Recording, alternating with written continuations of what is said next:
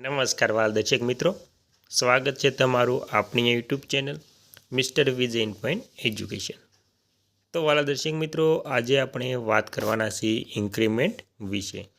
તો મિત્રો, જે 3% ઇન્ક્રીમેન્ટ મળતું હતું તેમાં વધારો કરાયો છે.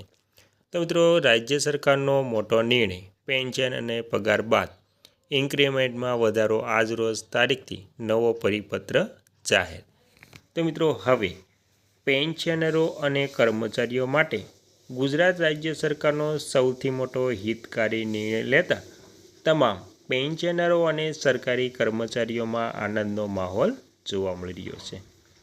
તો મિત્રો, મોંઘવારી ભથ્થાની જેમ જ ઇન્ક્રીમેન્ટમાં પણ વધારો કરવામાં આવે છે. જેમ જેમ મોંઘવારી ભથ્થું વર્ષમાં 2 વાર વધારવામાં આવે છે, તેમ ઇન્ક્રીમેન્ટમાં પણ વધારો કરવામાં આવે છે. ત્યારબાદ આપણે 7મું પગાર પંચ પૂર્ણ થઈ ગયું છે અને હવે 8મું પગાર પંચ પણ લાગુ થવાનું છે. તેથી 8મા પગાર પંચની સાથે પેન્શન અને પગારમાં વધારો થશે. તેવી જ રીતે ઇન્ક્રીમેન્ટમાં પણ વધારો થવાનો છે. તો મિત્રો, કેવી રીતે ઇન્ક્રીમેન્ટમાં વધારો થશે તેની તમામ વાત મિત્રો આજે આપણે કરવાના છીએ. તે પહેલાં તમને એક નમ્ર વિનંતી છે કે તમે આપણી ચેનલમાં નવા હોય તો આપણી ચેનલને સબસ્ક્રાઈબ કરી લેજો અને મિત્રો વિડીયો ગમે તો લાઈક પણ કરી દેજો. તો મિત્રો, એટ ધ પે કમિશન, કેન્દ્રીય કર્મચારીઓ માટે મોટા સમાચાર. જાન્યુઆરી 2026થી અમલમાં આવી શકે છે નવું પગાર પંચ. યુનિયને સરકાર સામે મૂકી આકરા પગાર વધારાની માંગ. પેન્શનરોને પણ થશે મોટો ફાયદો. કર્મચારી સંગઠનોએ ફિટમેન્ટ ફેક્ટર 2.57થી વધારીને 3.25 કરવાની માંગ કરી છે, જેનાથી બેઝિક પગાર વધશે. દર વર્ષે મળતા 3% ઇન્ક્રીમેન્ટને વધારીને 5% કરવાની રજૂઆત કરવામાં આવી છે. નિયમો મુજબ જાન્યુઆરી 2026થી 8મું પગાર પંચ લાગુ થવાની પ્રબળ શક્યતા છે. આ નવા પ્રસ્તાવની હાલના લાખો કર્મચારીઓ ઉપરાંત નિવૃત્ત પેન્શનરોને પણ આર્થિક લાભ થશે.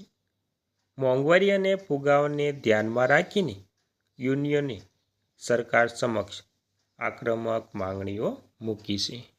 અને મિત્રો, દેશભરના લાખો કેન્દ્ર સરકારના કર્મચારીઓ અને પેન્શનરો માટે દિલ ખુશ કરી દે તેવા સમાચાર આવ્યા છે. જો તમે પણ પગાર વધારા અને નવા પગાર પંચની અપડેટની કાગડોળે રાહ જોઈ રહ્યા છો, તો આ અહેવાલ તમારા માટે ખૂબ જ સારો છે.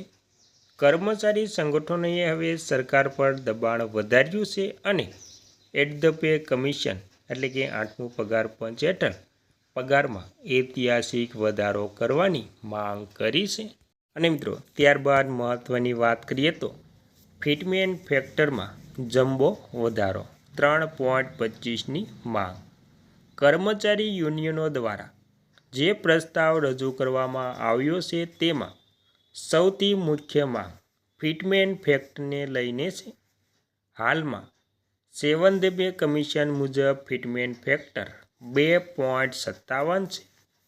સંગઠનોએ માંગ કરી છે કે તેને વધારીને 3.25 કરવામાં આવે.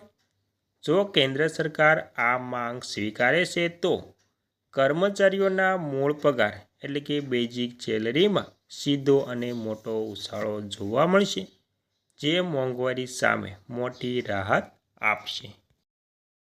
અને મિત્રો, ઇન્ક્રીમેન્ટ દર વર્ષે 5% ઇન્ક્રીમેન્ટ માત્ર બેઝિક સેલરી જ નહીં પરંતુ વાર્ષિક પગાર વધારામાં પણ ફેરફાર સૂચવવામાં આવ્યો છે.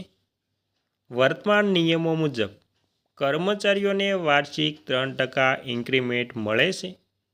કર્મચારી સંગઠનોએ હવે તેને વધારીને 5% કરવાની માંગ કરી છે, જેનો સીધો અર્થ છે કે દર વર્ષે કર્મચારીઓના પગારમાં અત્યાર કરતાં ડબલ ઝડપે વધારો થશે.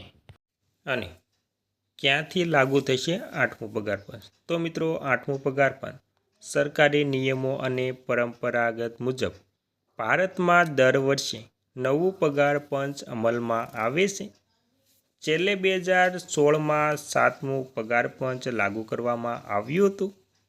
આ ગણતરી મુજબ જાન્યુઆરી 2026થી એટ ધ પે કમિશન અમલમાં આવવું જોઈએ. જો કે સરકાર તરફથી હજુ સત્તાવાર કોઈ મોહર લાગી નથી, પરંતુ વધતી જતી મોંઘવારી અને ફુગાવાને જોતા કર્મચારી સંગઠનોએ અત્યારથી જ આક્રમક રજૂઆતની શરૂઆત કરી દીધી છે. અને મિત્રો, ઇન્ક્રીમેન્ટને સરળ ભાષામાં શીખીએ તો તમારા વિભાગ તમારી પોસ્ટ અને કામના આધારે કેટલાક કોર્સ નક્કી કરશે. તમારે દર વર્ષે આ કોર્સ પૂરો કરવા જ પડશે. આની સીધી અસર તમારા ઇન્ક્રીમેન્ટ પર પડશે, કારણ કે આ કોર્સનું રિઝલ્ટ તમારા વાર્ષિક મૂલ્યાંકન રિપોર્ટ APARમાં નોંધવામાં આવશે. જો તમે આ કોર્સ પૂરા કરવામાં નિષ્ફળ જશો તો તમારા મૂલ્યાંકન અને પગાર વધારામાં મોટો વિલંબ થઈ શકે છે. સરકારનો સ્પષ્ટ ઇરાદો છે કે કર્મચારીઓને સમય સાથે પોતાની સ્કિલ સતત અપડેટ કરતા રહે.